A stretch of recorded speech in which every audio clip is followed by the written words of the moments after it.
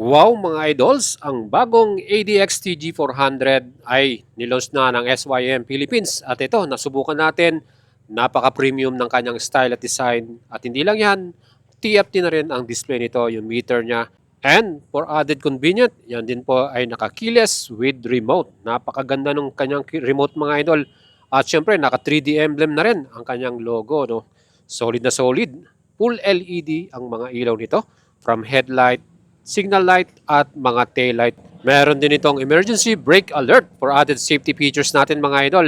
At syempre yung handlebar nito, meron tayo sa left side na passing light at hazard lights. And sa right side naman, nandun naman ang on and off switch ng ating engine. Meron din itong equipped ng USB charger. Aba mga idol, napakatindi, di ba?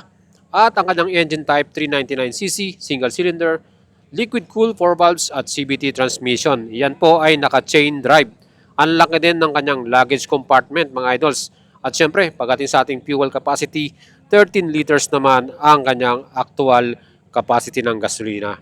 Well, para naman sa kanyang suspension, naka-inverted forks sa harapan, 41mm, at monoshock naman sa likuran via swing arm.